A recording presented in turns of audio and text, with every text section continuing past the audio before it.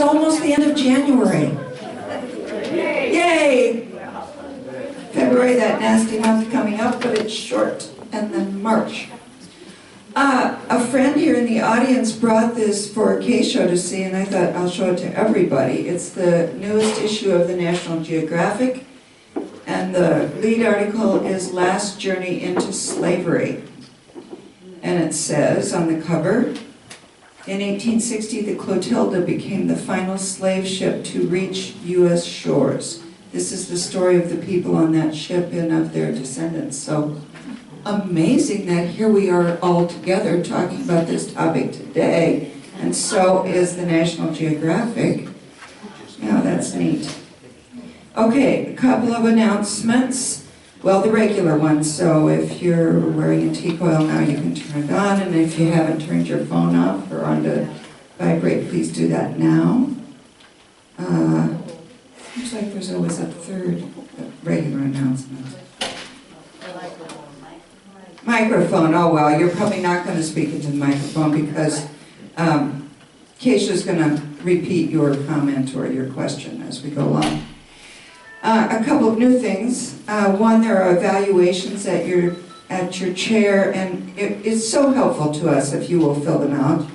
And you can do that before break and take your paper and your cardboard and your pen out there and just lay them on the registration table.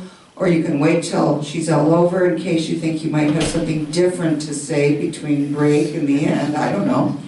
And then take them out, be sure to leave them. But they really are helpful to us, and we compile them anonymously, of course, and give them to the speaker, and that's useful to them. And you could also, if you want to, register for the next series, the February series, Bucket Course. We have two speakers coming up. The first one is Corey Jakubiak, who's going to talk about the ethical shopper for one session, and then Carla Erickson, who spoke here last spring, I think, is coming back with a group of students to talk some more about artificial intelligence. She's calling her talk Messy Humans, which would just go, I think, with anything else besides. It could go with artificial intelligence, or it could go with kids' rooms, or whatever you want to talk about. So you can register for that either online or just leave your name with Jack out at the front. Yep, there's Jack waving, and he'll get you registered online, and the cost for the month is $15. Having said all that, I am delighted to welcome back Professor Kesho Scott, who's here for her third and final talk about the Black Holocaust, castles or dungeons. Welcome and thank you. Thank you. Okay, can you hear me? No. Okay, I'm loud anyway. All right, so I want to thank you for asking me to be part of this series. And this is the third part of the talk on the Black Holocaust. In thanking you to be here, I want to remind you that that trafficking Africans was a worldwide institution. And the bottom line for this for me was to get people talking about it and give everybody a chance to learn from the past.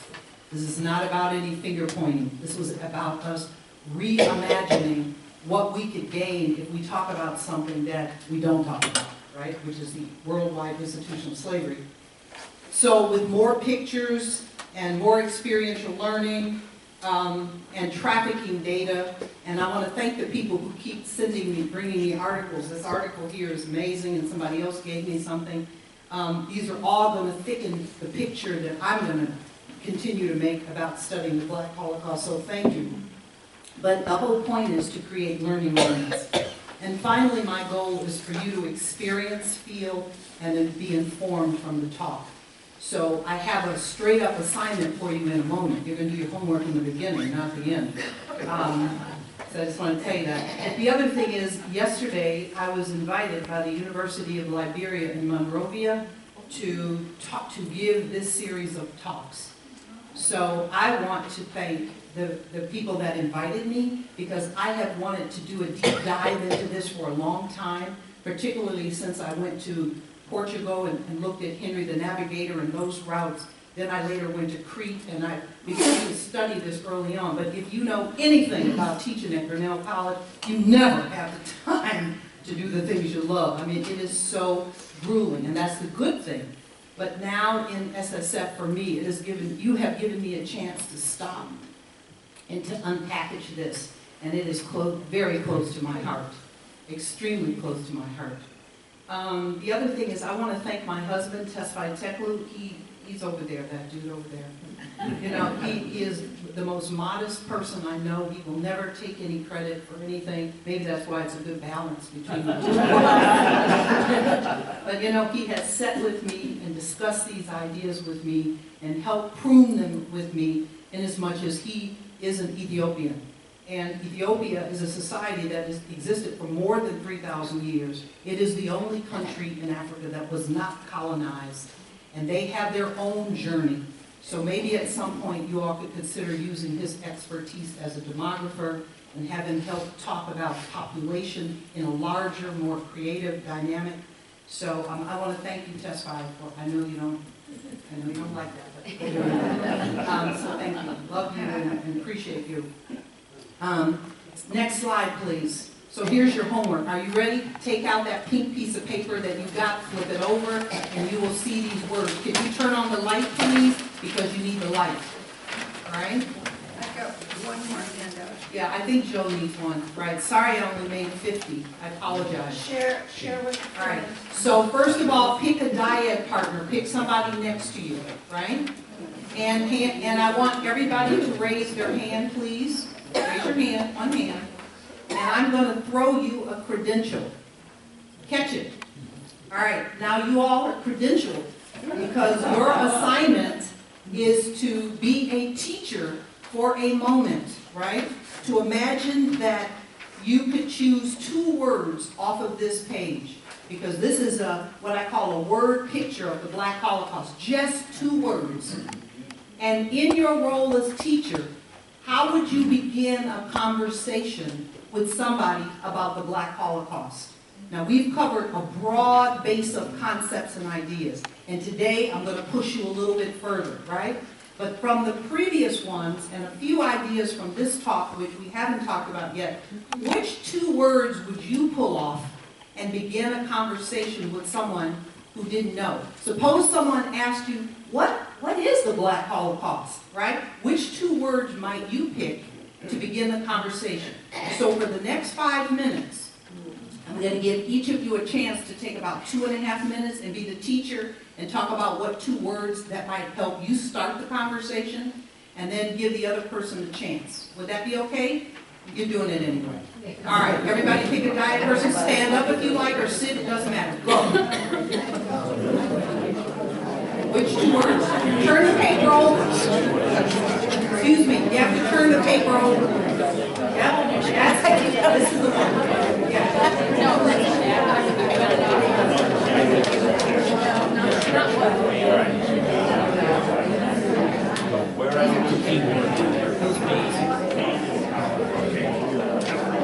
These are the words.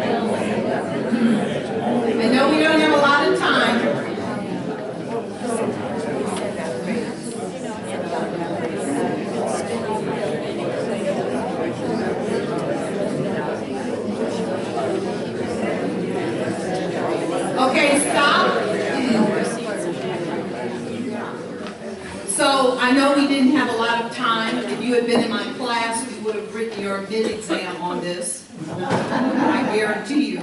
And you would have had the whole 50 minutes to write that, but you're not in my class. Not traditionally. So I want to start with my president, George Drake. And George, President Drake, if you had to pick 2 words to start this conversation, which 2 words would it be and why? Very briefly. Well, very briefly, and I want to give credit to my wife who said, start with something concrete. And so, Wait, here's the mic. Yeah, go ahead. Start with something concrete. So, and this is the quirkiness of me. The concrete thing I'm going to do is talk about African middlemen. Most people don't think about the fact that Africans enslaved each other after these little wars they had and so on, and made a lot of money on it. So how did you get someone into slavery? Then the more general point I would want to get into would be the psychological trauma. The thing, one of the real assets of this series is you really have given us a chance to think about what would it be like to go through that experience. You got it. The psychological trauma. And today's talk is going to hit that even in a different way. Joe, get back over there. Thank you very much. So you started this conversation. Which 2 words would you pick and why? Very quickly. I think I would start with the 13 to 15 million people affected. Right. It's right between the eyes, and in comparison to the Jewish Holocaust, it's enormous. Thank you. Vicki? Hold on one second. Again, the question is, which 2 words would you start with? All right? Okay, go for it. I'm so sorry I missed last week. No, that's okay. Rape and the destruction of families jumped out.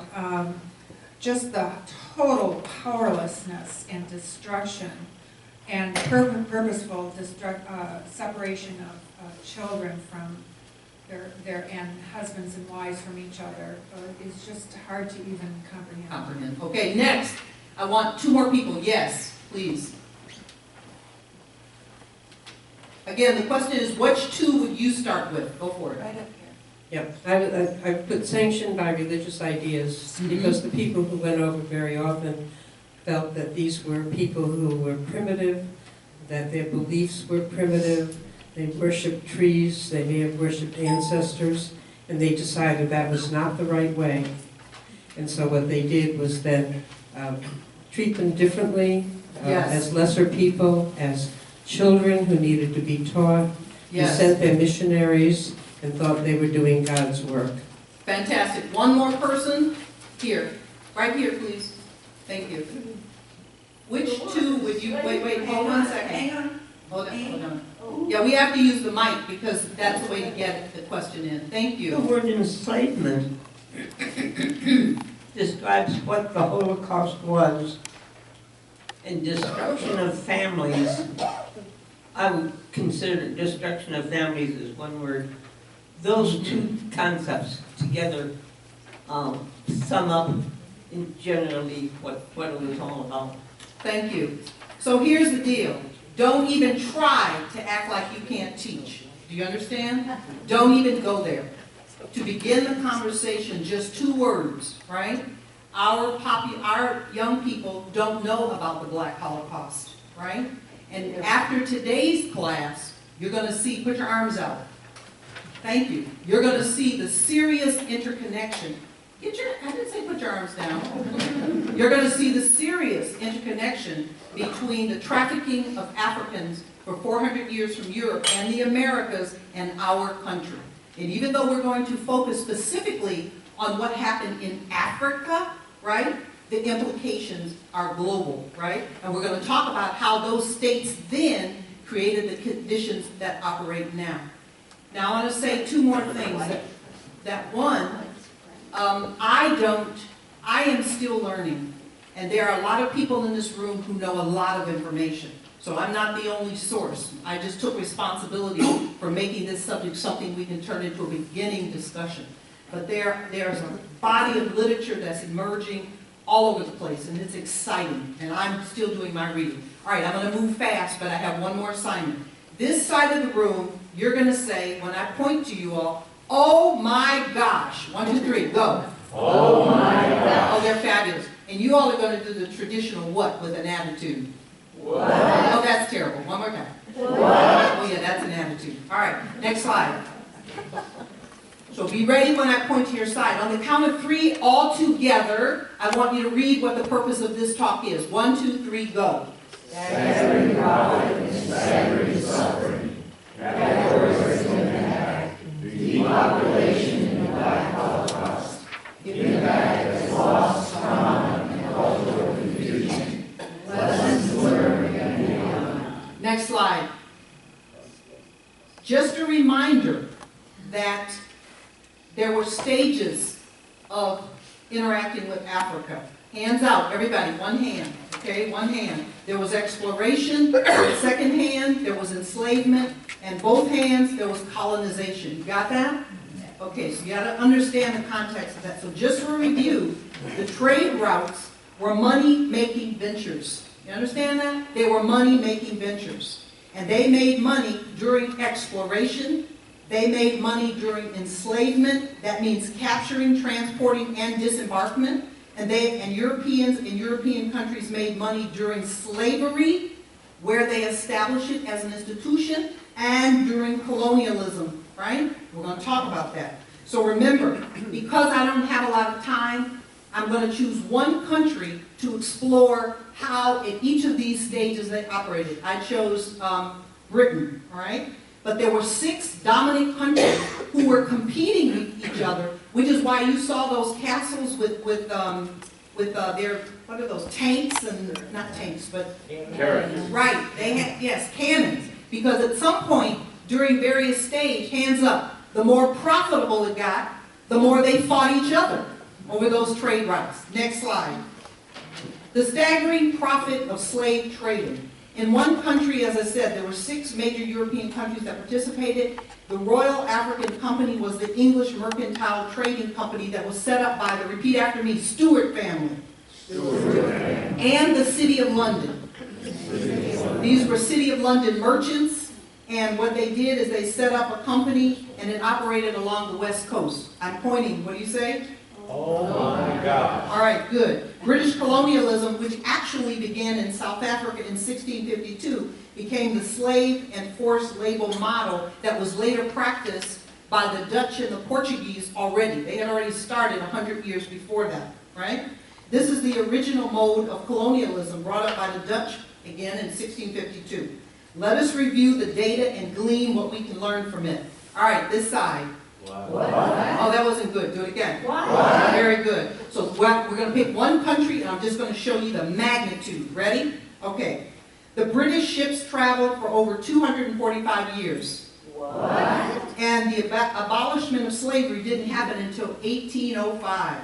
Oh my God. Now the struggle, they argue that it's between 1805 and 1807, but it doesn't matter. Realize that the abolishment of slavery came during the birth of the European colonization that began in about 1750, right? So I want you to just make sure you see the sequence of those things. All right, on this side, the English records, because they kept copious records, suggest that there are about 10,000 voyages for slaves and trade items that left Britain. How many? 10,000. All right. All right. And from other British Empire ports, there were about 1,150 voyages. What? Transport to the Americas was about 300 to 400 million African slaves. Oh my God. Which meant the majority didn't even go to the Americas. Do you understand? I mean, they didn't come to what we call continental USA. In fact, this group, only about 400 to 500,000 were brought to what we now call the U.S. What? So when 4.5 million people were emancipated during the Emancipation Proclamation, the majority of enslaved population had been somewhere else, had died. You got that? All right, good. Next slide. I want to remind you quickly, what in the heck did they trade? Now, we can see the connection between some of these and American corporations, right? So Hershey started, and Cadbury actually, or Cocoa, our European countries, in fact, British companies connected to Hershey, which is the U.S. branch. So we can see some of these multinational corporations in their roots, right? So what was actually traded? repeat after me, between 1750 and 1780. How many years is that? All right, repeat after me. 70% of the British government's total income came from trade routes. The taxes from trade routes. Both of you. Right. So who was dependent on who? All right. Who was dependent on what? Somewhere in there, I think there was an American Revolution. Is that not true? Absolutely. For 7 years, they love. You know, Sarah Bassell teaches the best course on this in the world. I haven't sat in the class yet, but I've seen her syllabus, and it's outrageous. It's fantastic. But in that context of those 30 years, there was an American Revolution. And hands out, there are some theorists, scholars, doesn't matter, they make the operation that the English had so many fires going on, just so many fires, that the American Revolution was costing them too much. And they dropped. They just said, let them people go. Just let them go. Let the colony go. We have other colonies.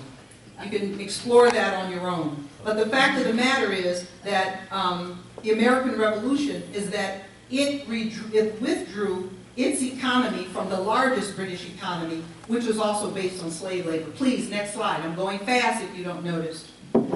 Here's the thing. So there was a middle passage, what we call the transatlantic slave trade, over here. Oh my gosh. A slave trade route that operated over 400 years to the Americas, right? And it, however, which included the North, this 400 years to the Americas, which included North and South America and the Caribbean. And slavery in transporting and trafficking Africans for the British stopped in 1807. That's when they passed their law. What year was that? 1807. All right, that means in 1805 they began to debate it, and Wilberforce and all those people were part of that. And by 1807 they had made it and said, we are ceasing to participate in the African slave trade. The British abolition of slave trade and trafficking enslaved population ended. However, there was a second middle passage. And that was the sale, repeat after me, sell and resale, that's good, of slaves throughout the United States. It did not end until 1865 with the Emancipation Proclamation, right? The Civil War, which was 7 years, and the reunification of the South. You understand how that operates? Okay. There was a U.S. revolt. There was a U.S. slave route called the American Middle Passage. What? It was called the American Middle Passage. And hands up, it operated from what they call the upper South to the lower South, right? And they brought in slaves from the Caribbean and from parts of America because it was no longer British slave routes, right? They weren't carrying slaves. What do you both say? Absolutely. The slave traffickers brought in slaves from the Caribbean and, as I said, the South America to southern ports and sold them up and down the coast after 1807, all right? All right, would you all take a dyad partner very quickly, right? Get somebody who's a partner and say, what has blown your mind thus far? 1, 2, 3, go. Talk, you just have a few minutes. What's blown your mind thus far? And I'm moving fast.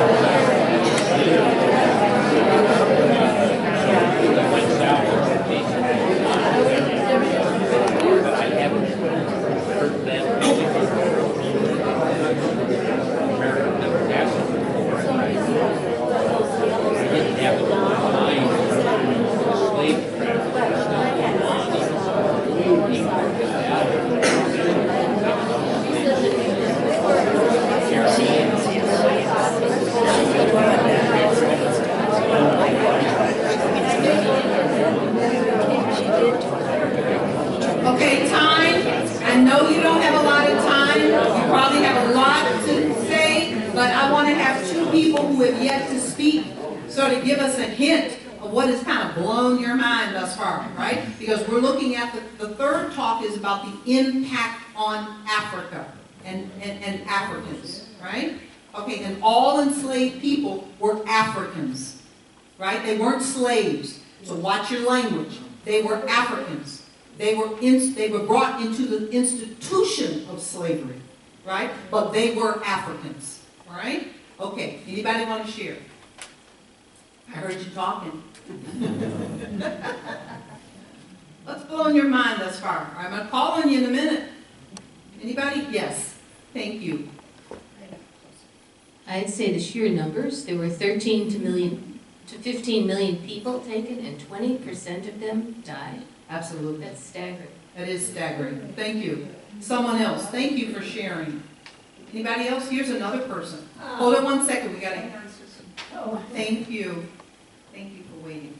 Appreciate that. My question is, did they stop importing slaves into the American South after 1808 and they just moved them around the country, or did they continue to bring people in? They illegally, slave traders illegally brought slaves from the Caribbean and South America to southern ports and sold them from what they call upper South to the lower South, right? So there weren't any more coming? No, there were no more coming from directly Interesting. from African countries. The British shut that down, and the other consequential countries also shut it down, right?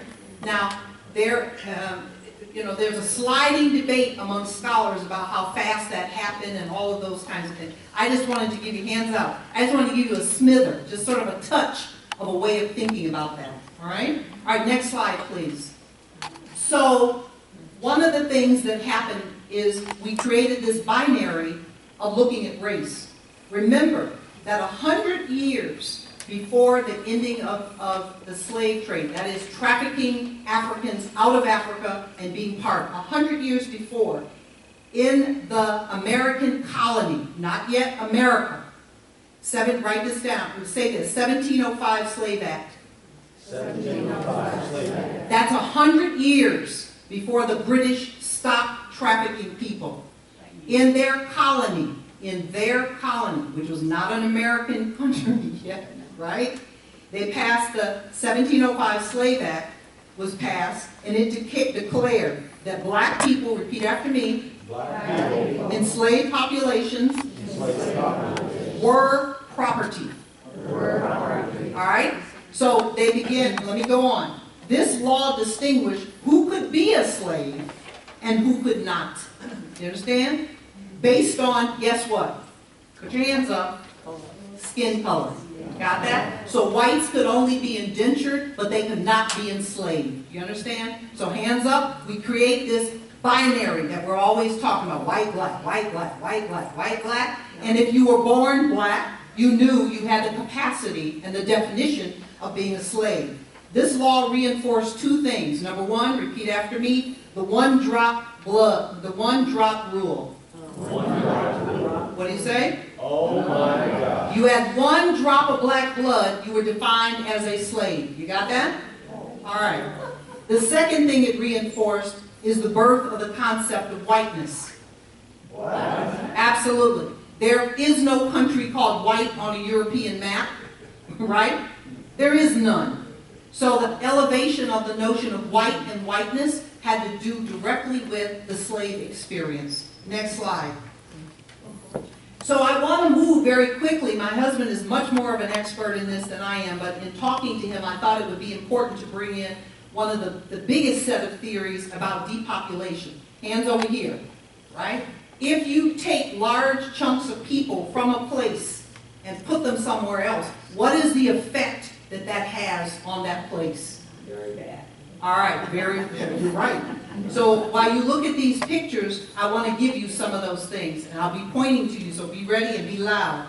So helpful is the theory to explain how trafficking enslaved Africans for 10 centuries. 4 of them are connected to Europe, and about 243 are connected to American slavery. Got that? All right? as a colony and then as an independent nation. Repeat after me, as a colony and as an independent nation, right? So we had slave periods in both of those stages, right? And this theory and this idea of depopulation maimed Africa. There are 3 points to depopulation that are helpful to understand its impact. The first biggest impact is that it destabilizes and interrupts the sex ratio between males and females. What do you say? Oh my gosh. The second is that the young, the very young, and the very old are left helpless and defenseless. They often starve and die. What?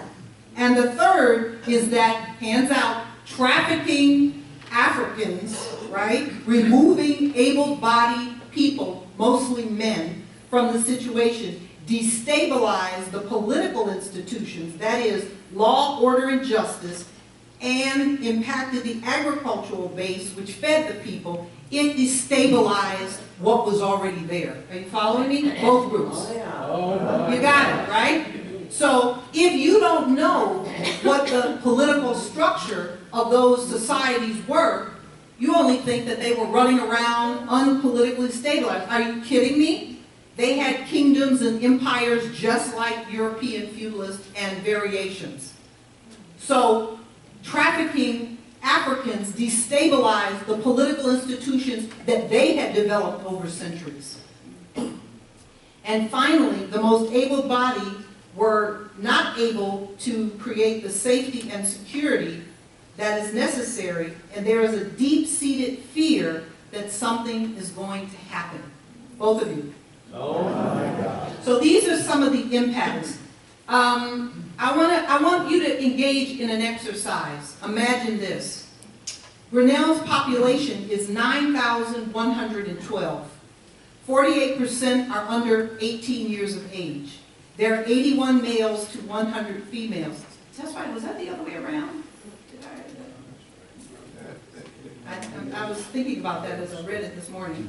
The median age is about 32. Now, hands over here. Let's now remove 40% of the population out of the city of Grinnell. Hands over here. That would be 3,600 able-bodied people, right? 3,000 of them would be males, and 600 of them would be females, right? And this is between the ages of 15 and 40, all right, from our community. What most likely could you imagine the impact be? Dyad with someone and talk about it. Go for it, quickly. What do you imagine?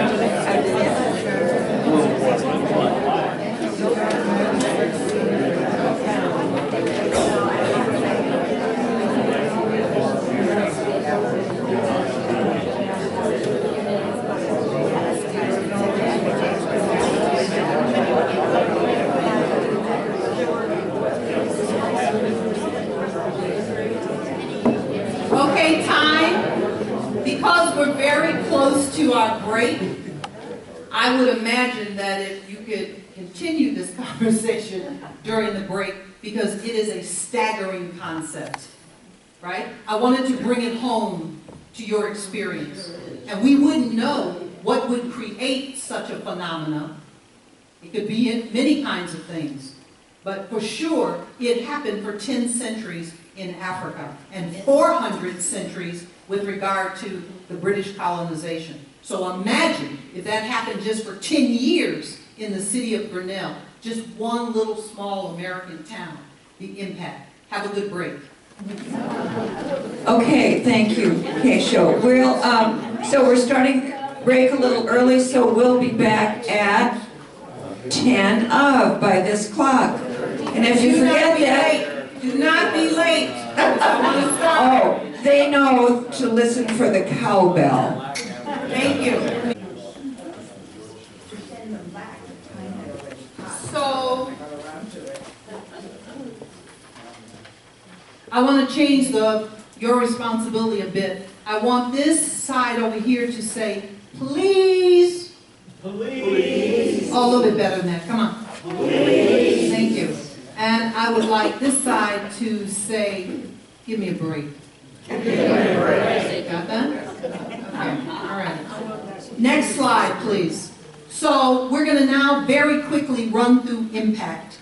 The impact happened on 4 categories called personal, family, community, and content. And I looked up the definition of what it means to, hands out, impact something. Right? What does it mean to impact something, if you can imagine, right? It means to have a strong effect on someone or something.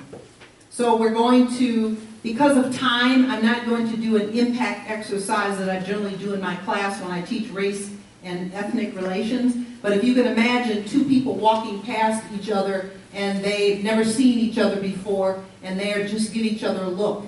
Then they walk past each other again and they kind of smirk at each other and they feel uncomfortable. Then they walk past each other again and one pushes the other one and then they walk past each other again and they start to fighting, right? So this is sort of the dynamic of human contact, right? And the more compounded that is, the more that is violent. It ends up in violence. Next slide, please. So let me go to personal impact. What do you say? Police. All right, the personal impact. I want you to look at these slides and listen to my narrative. For the sake of this short presentation, I have itemized most of the important categories that define the impact on the continent of Africa, made by depopulation caused by trafficking to them. Enslavement on a personal level was, repeat after me, psychological. There was fear, helplessness, confusion, rage, and physical abuse, which included rape, torture, and confinement. These impacts disrupt the mental health, psychic, and sense of cultural organization, meaning that they did not have the toolbox to understand what was happening to them. They didn't have it, right? They couldn't say, oh, gee, these Europeans have race relation issues. I wonder what's the problem. They didn't have the capacity to do that. They didn't know what was happening to them. Here's the experience that they passed on. Therefore, often, what is personal becomes cultural. How you understand yourself and how others understand you. So number 1, this side, what did you say?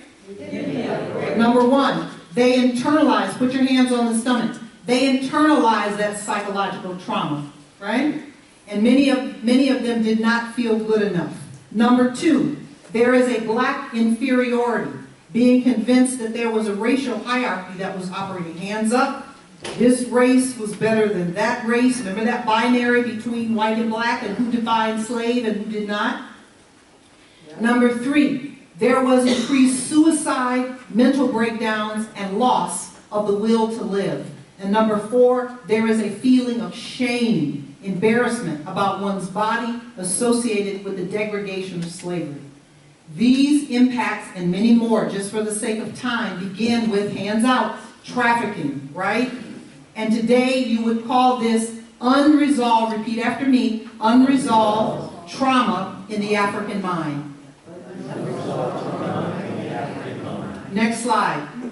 I want to define then what is trauma. On the count of 3, read it. 1, 2, 3, go. Psychological trauma is damage to the mind that occurs as a result of distress and pain. Trauma is often the result of overwhelming stress that exceeds one's ability to cope or integrate the emotions involved with that experience. Next slide. I want to now talk about the family impact. Look at the pictures. The impact on African families was threefold. What do you all say? All right. The first was the loss of fathers, brothers, sons, and elder men, which caused, hands out, a gender breakdown in the patriarchal African family. Number 2, the protection of family For the protection of families, Africans often fled their homelands and moved to impenetrable terrains for safety and escape from slave raiders. Later, this would make them isolated and culturally insular. Their development in contemporary times became difficult because they were scattered into difficult places and unable to be reached by the outside world. Hands over here. Immunization, education, technologies, even like the light bulb, were difficult to get to difficult terrains. But this was the result of trying to protect themselves from slavery. Number 3, women's gender roles were forced and were changed because they were put in a position, what do you all say? Please. All right, of being protectors, aggressive, and makers of agriculture, right?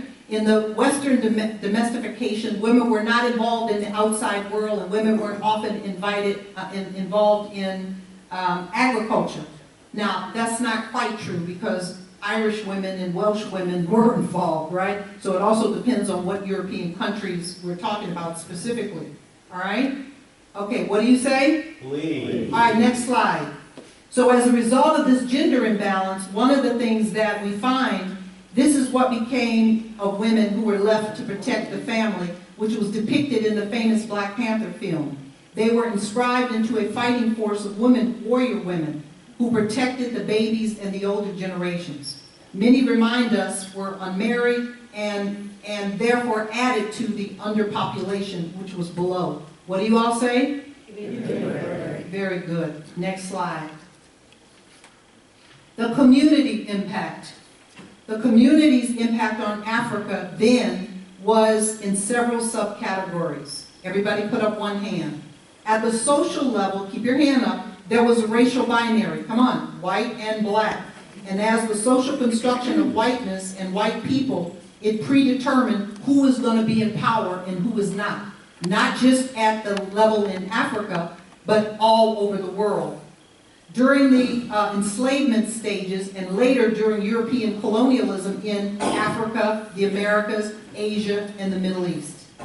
Second, the permanent consolidation of white supremacy was popularized later during the colonial stage by Rudyard Kipling's famous poem in 1889, repeat after me, White Man's Burden. White man's burden. Which has been going on for centuries in Africa, at one subtle level, and eventually it became the sentiment in which many Africans then began to feel themselves as not civilized. Their cultural achievements and political empires, raise your hand if you know anything about these empires. Egypt, Benin, Timbuktu, which is where Jesus Christ was supposed to have visited, Ethiopia, Angola, Congo, Mali. They were as developed as fewest countries in Europe, but that we don't know anything about them because European colonialism and exploration and then enslavement and then colonialism distorted the empires and these histories. They destroyed these empires and histories and they erased them. Put your hand out. They erased them from human history through their writing of European history. By the way, I remember being in my first global course in history as a college student, and I remember our professor showed every continent, and then when he got to the African continent, he said, we won't be spending much time here because this is the dark continent and not much happens here. Right? That was one of the first things that was introduced when I was a college student. Thus, the writers of Africa erased Africans from Africa. Did you hear how I said that? The writers of African history erased Africans from Africa.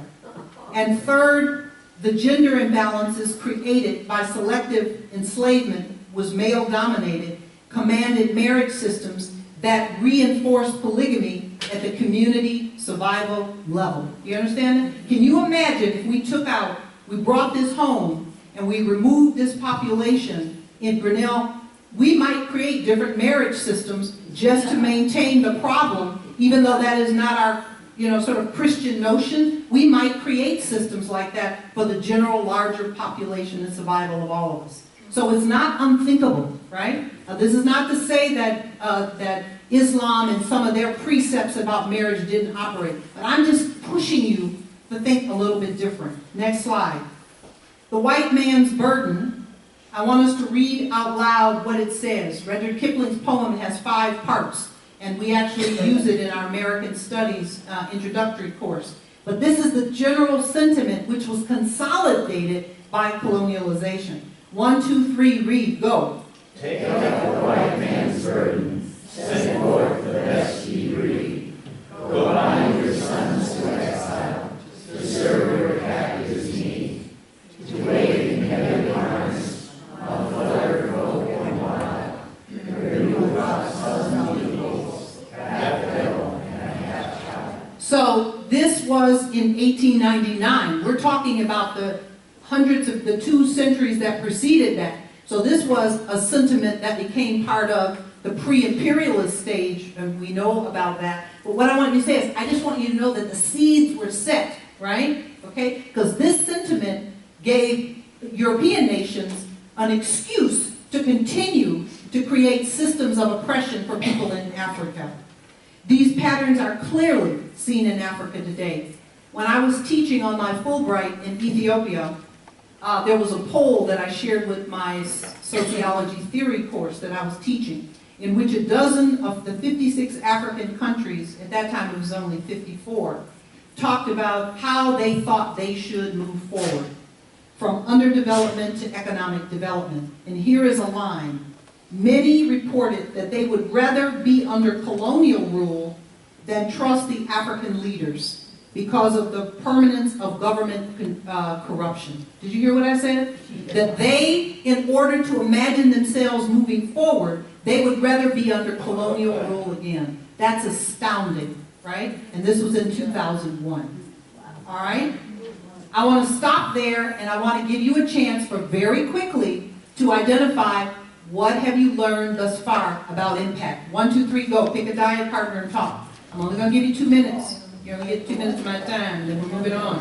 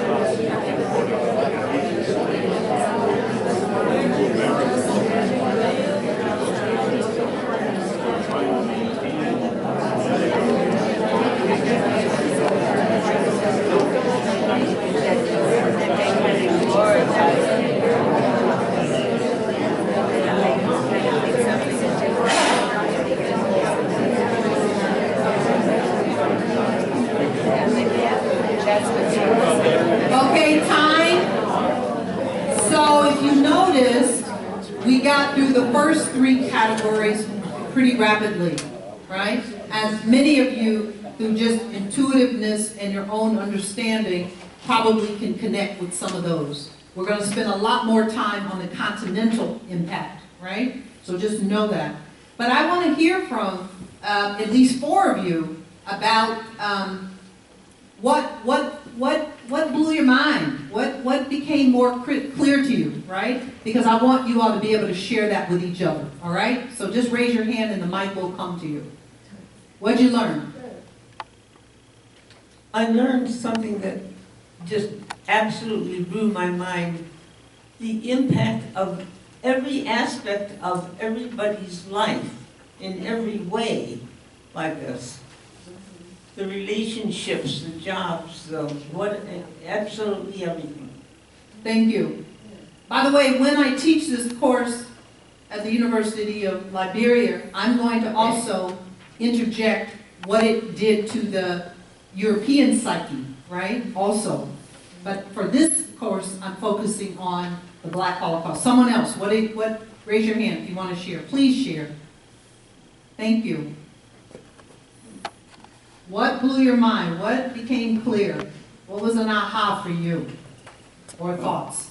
Shane and I were talking about the impact of colonization, enslavement, depopulation, as destabilizing the African civilization, community, society, economically, socially, politically. Yep. And we set on the term best ye breed, I mean taking the strongest, the greatest leaders out of the population, and thus really compounding the destabilization. Thank you. So when we make the argument, hands over here, dump more money into Africa, they have found that that doesn't help, right? Because some of these, hands out, put your hand out, some of these cuts are much deeper. You understand? They're much deeper than just adding more money. Okay? Someone else, please. We have the time. I want to take the time. Here's a hand here. Thank you. Wait. They're gonna. We're not used to this anymore. Right, and she's excited. She's Rather ready. than have it. Thank you.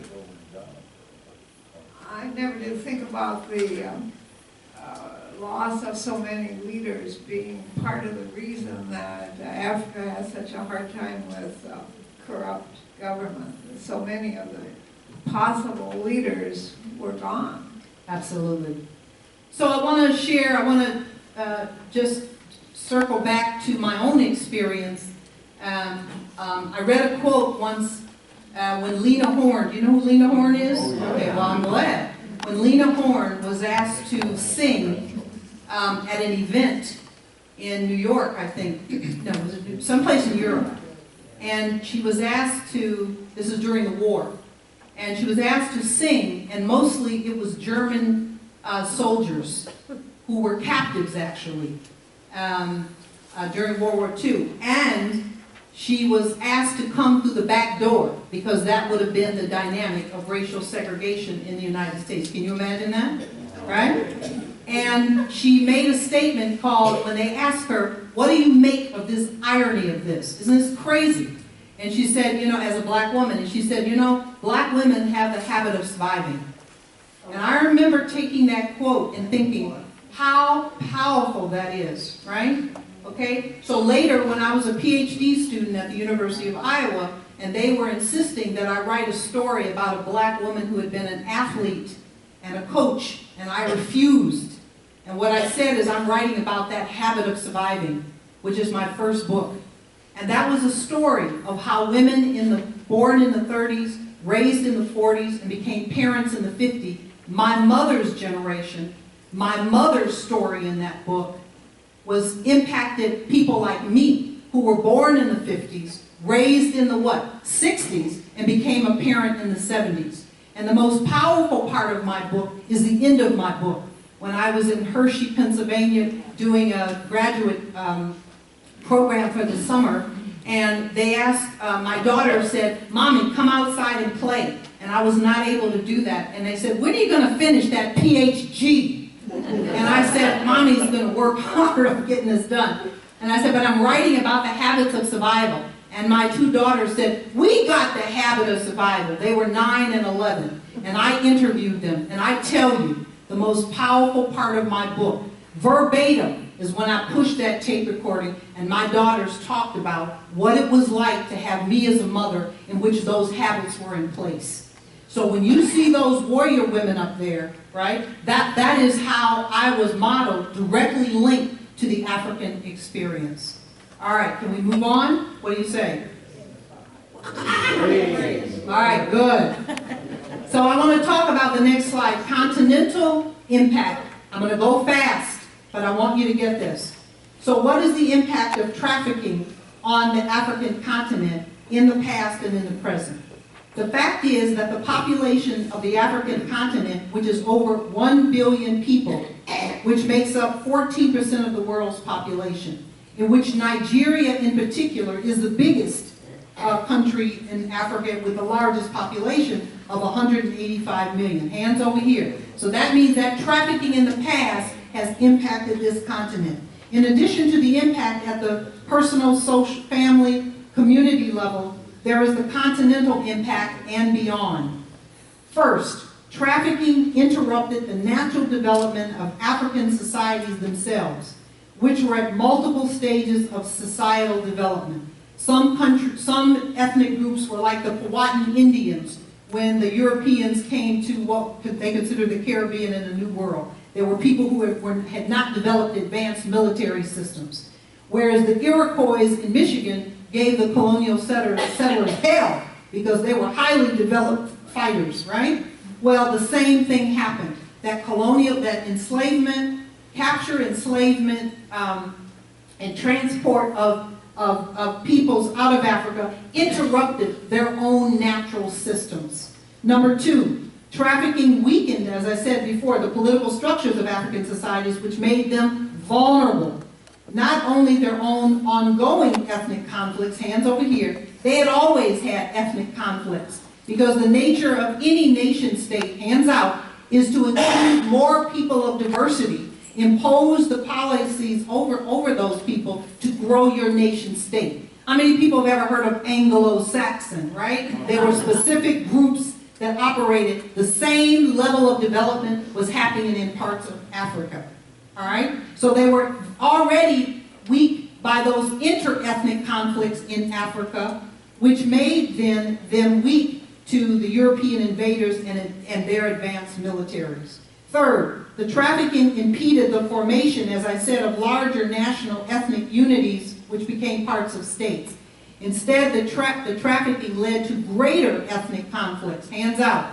So this group would connect with the Europeans to be that group, right? Okay? And then that group of ethnic African peoples would connect with that group in order to fight them.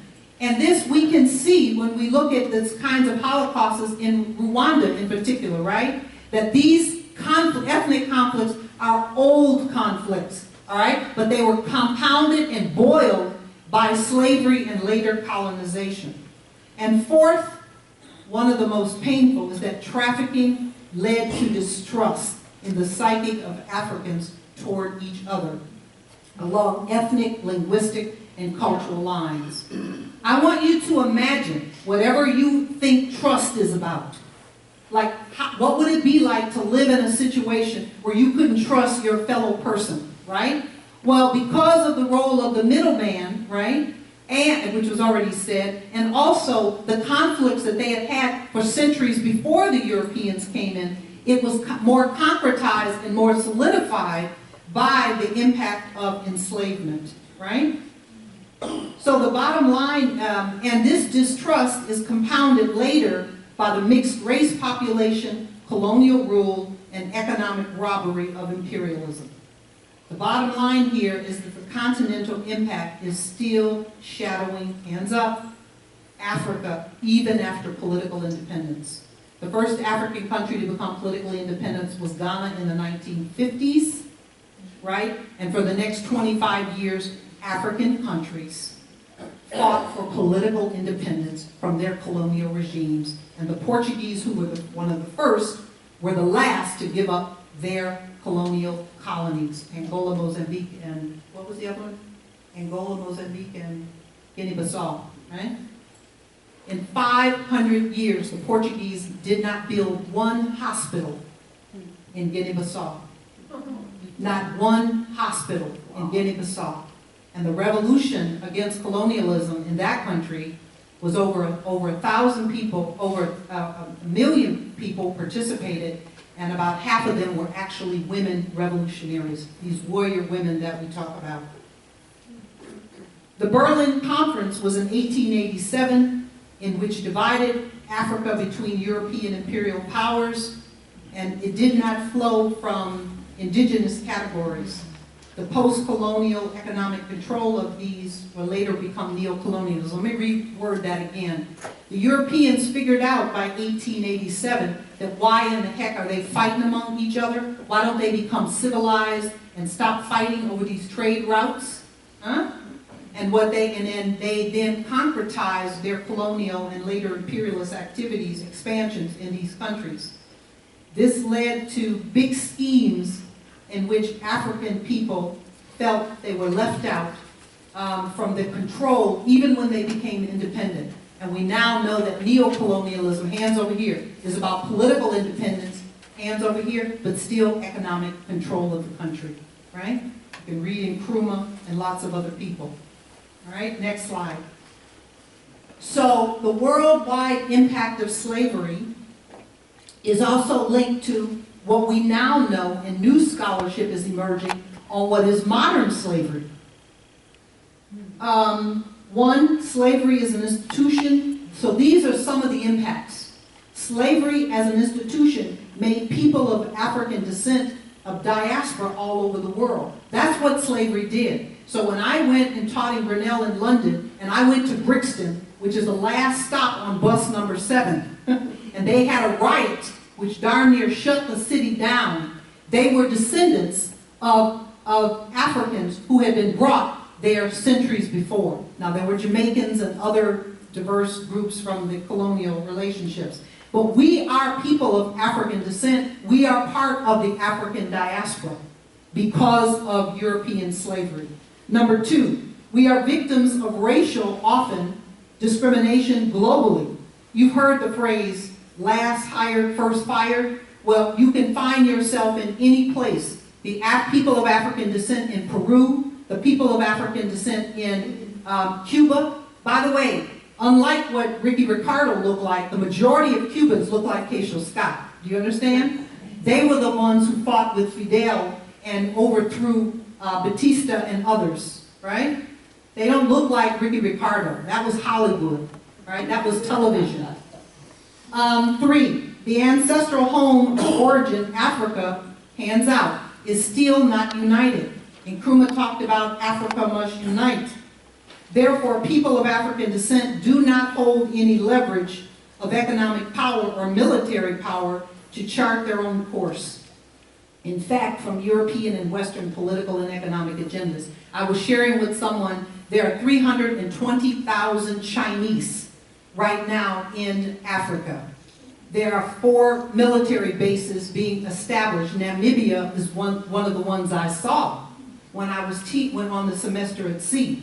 So they are building military, land masses, which for economic trade is the rubric. But we know that China is recolonizing parts of Africa on the basis of trade. 4, the African colonial past left them robbed of more than the loss of their people. The colonial past enriched Europe and the West, and it developed Africa's understructures. So I want you to realize that this is not over. The problem of modern slavery still invites structures of enslavement called modern slavery. What do you say? Please. Very weak. Do it again. Please. There you go. What we call modern slavery, to be found in medical tourism of selling body parts, child labor, sex trafficking, forced marriage, debt bondage, and cheap forced labor. There are 40 million displaced people in the world, and 1/3 of those populations are people from Africa. Slavery today is a hidden crime, making it harder for the public to see and for those in slavery to call it out. It is caused by problems of war, food security, statelessness, corruption, child soldiers, ethnic cleansing campaigns, gender and economic discrimination, and political population explosion. The bottom line is that the new slavery that we are seeing has 2 characteristics. 1, it's cheap, and 2, it's disposable. What do you say? Please. Thank you. Slavery today is cheaper than ever. Now I want you all to say, get ready to say what in the loudest voice you can. In 1850, The average slave in the American South cost the equivalent of $40,000 in today's money. In today's money. What do you say? What? That means being enslaved for 55 years and all of your wealth going to your owner, and your particular value was increasing. Today, the slave cost in modern slavery about $90 average worldwide. What? Yes.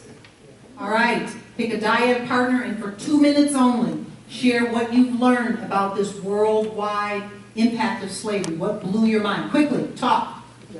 I love you. It's hard to digest. Do it.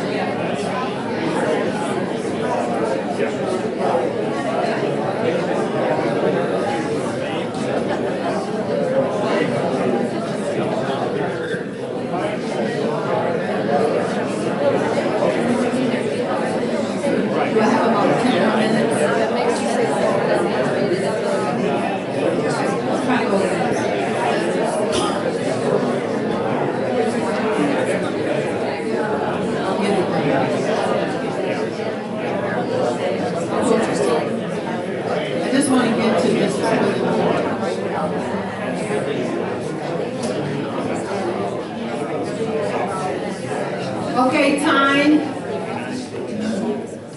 Those were staggering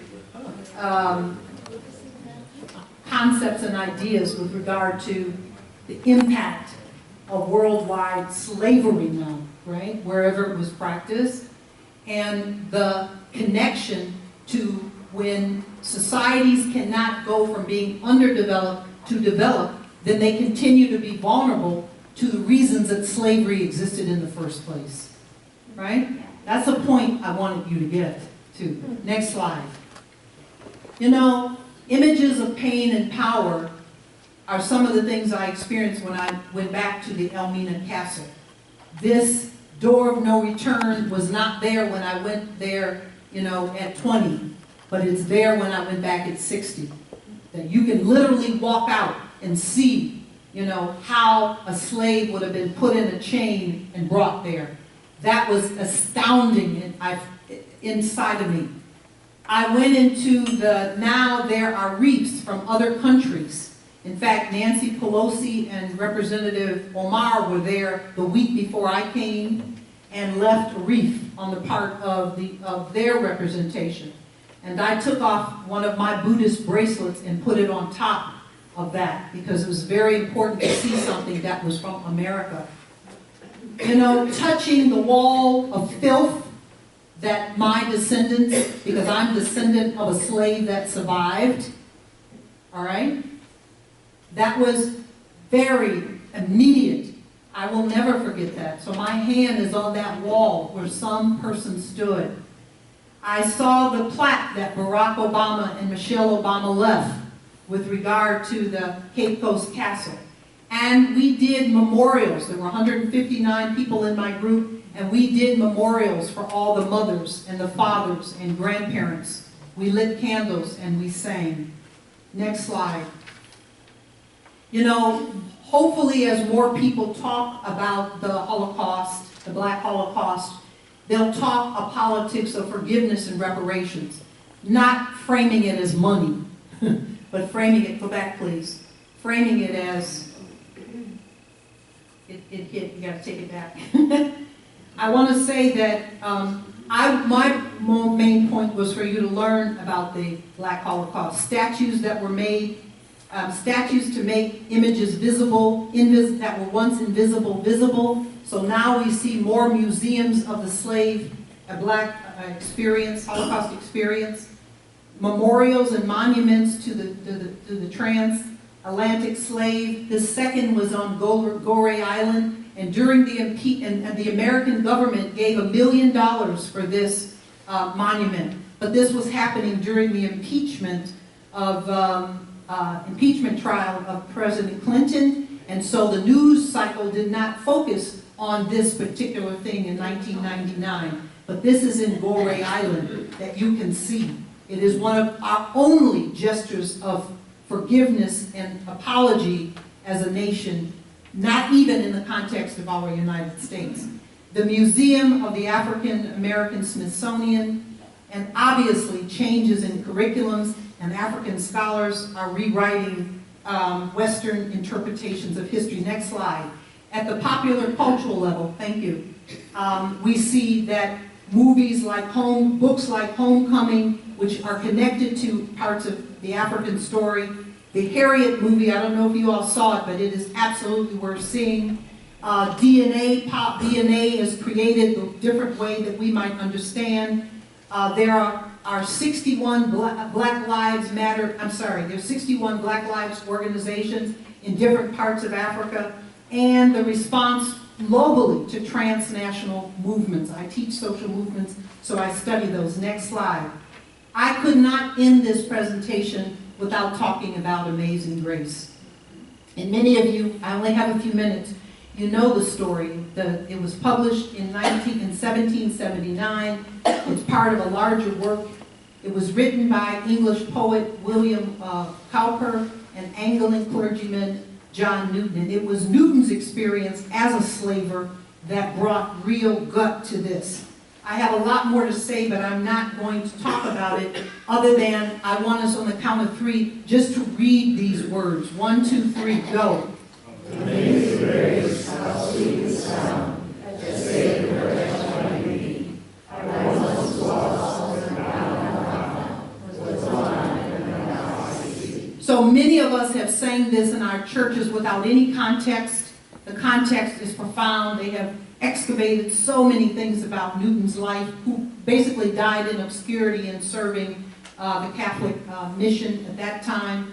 But the thing that's important is that this has been picked up by the African American Baptist tradition and used as a song of redemption and guidance.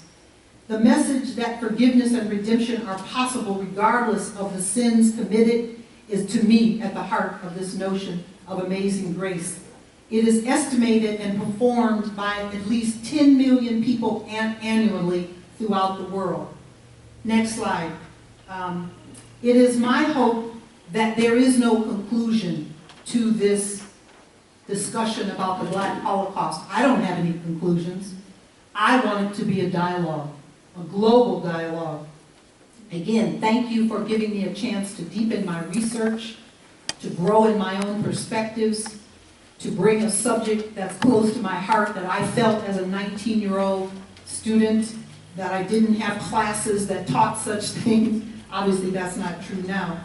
I appreciate your willingness to participate in 3 sessions. Originally, this was 4. I don't think I could have stood it.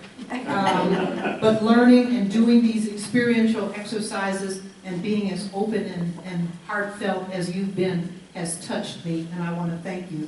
And there are plenty of books to read. Thank you very much.